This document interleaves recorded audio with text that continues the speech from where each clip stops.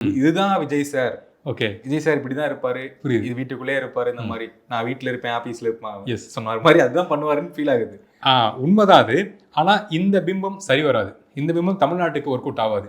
தமிழ்நாட்டை பொறுத்தவரைக்கும் நீங்க பாருங்க, ஒரு தலைமை பொறுப்புக்கு வரணும், அது யாரை வேணா இருக்கட்டும், தலைமை பொறுப்புக்கு வரணும் தமிழ் மக்களை பார்க்கக்கூடிய வகையில் ஒருத்தர் இருக்கணும் அப்படின்னா, அது சிஎம்மா இருக்கட்டும் இல்லை எந்த பொறுப்புல உள்ள நபர்களாக இருக்கட்டும், அவங்களுக்கு வேர்க்கணும், முடி களையணும், சட்டை கசங்கணும், அவங்கள தான் மக்கள் நம்புவாங்க.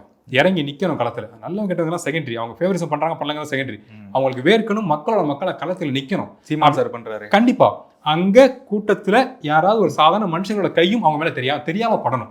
அப்படி கூட்டத்துக்குள்ள இருக்கணும் அவங்க. அப்போதான் மக்கள் ஓகே நம்மள ஒரு ஆள்னு மதிப்பாங்க, அலோவ் பண்ணுவாங்க, உள்ள நம்புவாங்க. இந்த மாதிரி இருக்கிறது முழுக்க இது எந்த வகையிலும் என்ன சொல்றது, ஏற்றுக்கக்கூடிய வகையிலே இல்லை.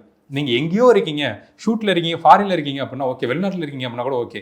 இங்கே சென்னையில் நம்ம சுற்றி இந்த ஏரியா தான் வந்துட்டு இருக்கோம், பார்க்குறோம். எனக்கு உண்மையாக சொல்ல எனக்கு ஏக்கமா இருக்கு, ஏன் விஜய் சார் வந்து மாலை போடலங்கிறது எனக்கு ஏக்கமா இருக்கு.